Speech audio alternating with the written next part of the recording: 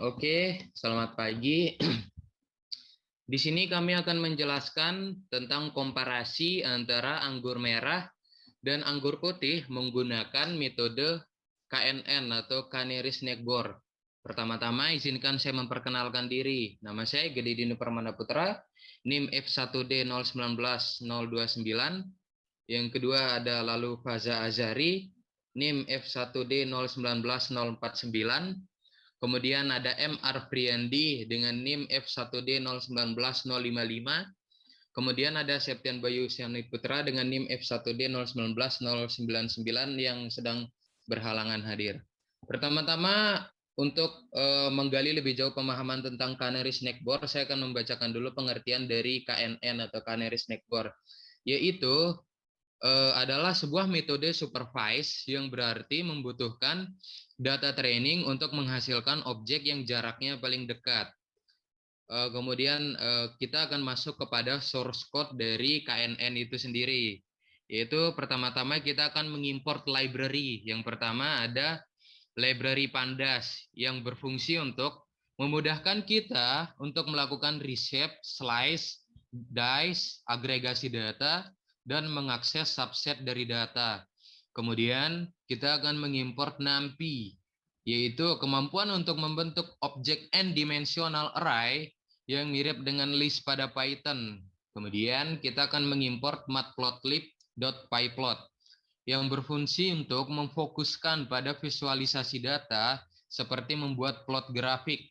Kemudian kita akan mengimport Seaborn, yaitu memproduksi visualisasi data dengan Python dan memiliki beberapa kelebihan dibandingkan matplotlib, yaitu hasil visualisasi Seaborn diklaim lebih bagus dan indah, juga menggunakan serangkaian kode yang lebih mudah.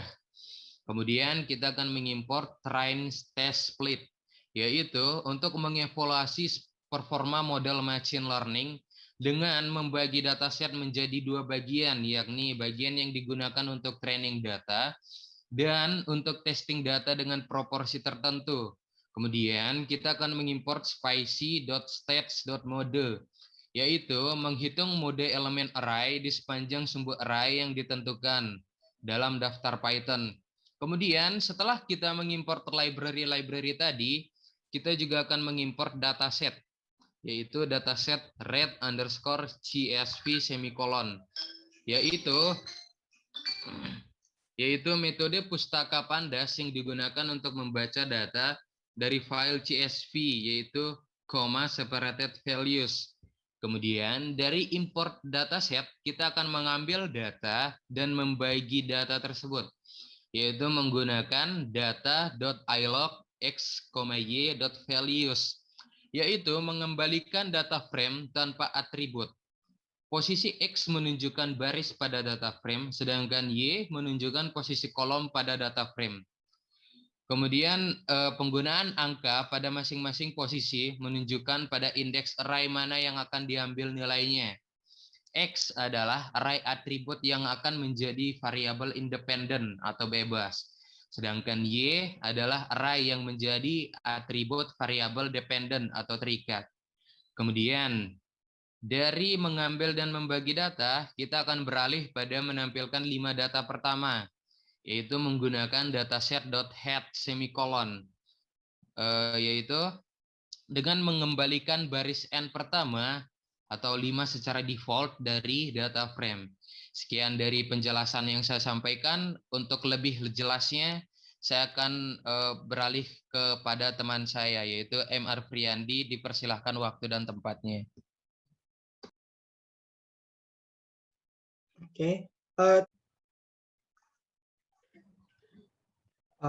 baik, terima kasih dari Saudara Putra. Jadi di sini saya M. Afriandi akan melanjutkan penjelasan codingan, di mana untuk selanjutnya ada code untuk menampilkan kolom type untuk data Y untuk memvisualisasikan. Kemudian untuk codingan di bawahnya ada di bawah untuk melihat data-data dari kandungan kedua data dan dibandingkan. Selanjutnya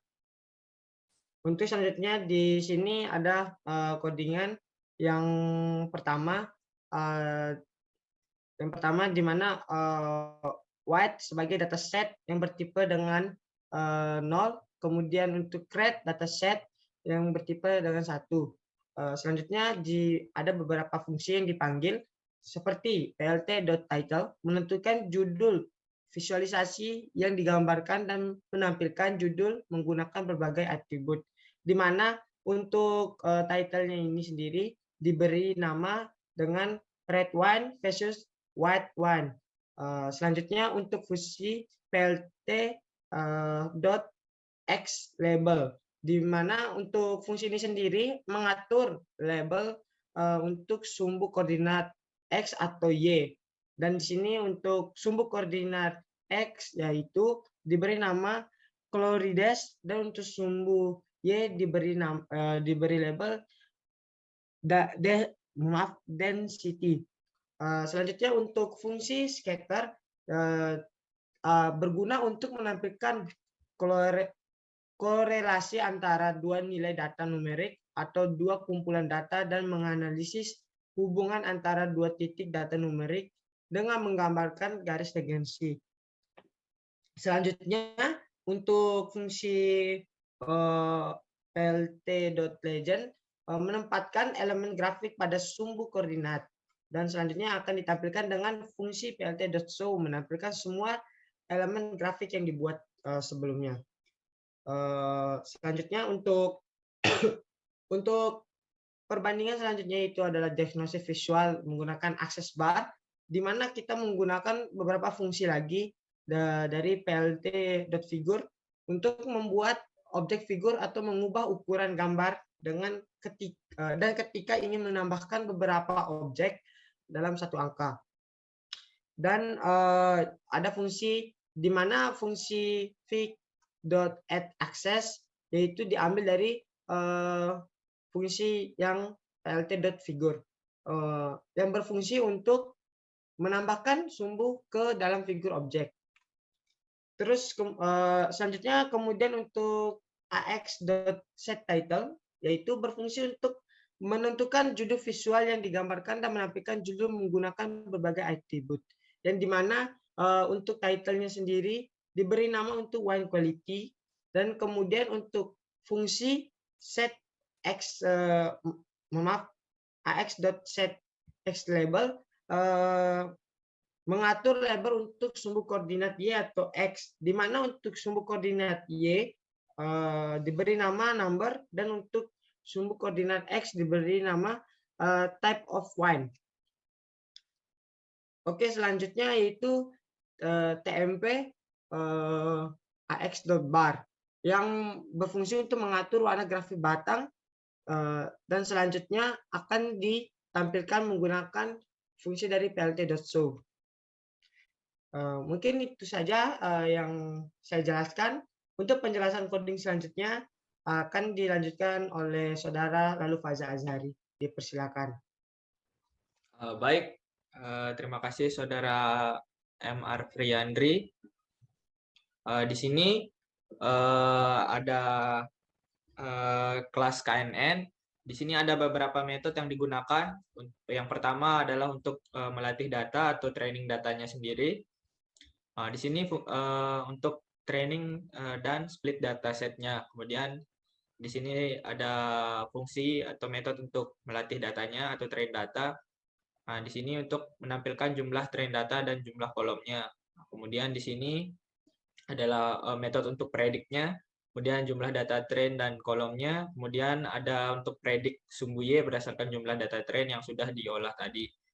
Kemudian di sini ada beberapa ulangan untuk inisialisasi tetangganya, yaitu self.k di sini. Kemudian di sini untuk most common value-nya atau nilai yang paling sering muncul. Kemudian di sini ada metode untuk mencari data tetangganya dan untuk menghitung Euclidean, di mana X sendiri yang merupakan parameternya merupakan variabel data test, X train merupakan data train, dan X train sendiri adalah merupakan data trainnya. Nah, di sini dilakukan perulangan sebanyak M atau banyak baris datanya. Kemudian di sini ada metode untuk sorting data dan menentukan mana data yang paling dekat dengan tesnya, data tesnya. Kemudian di sini ada metode untuk train dan split test split datasetnya atau data test. Nah, kemudian di sini ada untuk X dan Y di sini merupakan set data yang dipilih untuk digunakan. Kemudian ada test size. Nah, test size di sini adalah ukuran set data pengujian. Nah, untuk ukuran yang digunakan di sini yaitu 1/5. Kemudian random state di sini untuk menginisialisasi keadaan random untuk memutuskan pemisahan data ke dalam data train dan data test. Kemudian di sini ada model training. Nah, di model training di sini menggunakan KNN K-nya sebanyak 11. K di sini adalah jumlah data terdekatnya. Kemudian di sini ada predict atau dataset prediction-nya. Di sini model.predict sendiri di sini model.predict dalam kurung atau dengan parameter xtest. Di sini untuk memprediksi label untuk untuk sampel xtest ini mengembalikan array NumPy atau daftar array NumPy jika model memiliki beberapa output.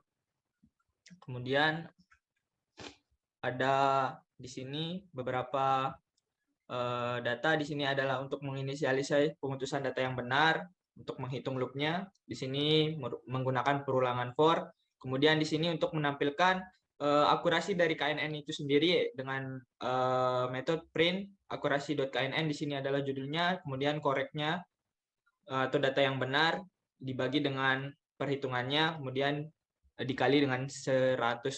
Di sini hasil dari perhitungan akurasi KNN-nya. Kemudian untuk calculating error-nya di sini. Nah, kemudian di sini ada plot error rate diagnosis visualization. Nah, di sini untuk menampilkan membuat objek figur untuk mengubah ukuran gambar. Nah, di sini plt.figure di sini untuk membuat objek figur atau mengubah ukuran gambar dan ketika ingin menambahkan beberapa objek dalam satu angka. Di sini untuk menampilkan plot error rate diagnosisnya menggunakan visualisasi diagram. Kemudian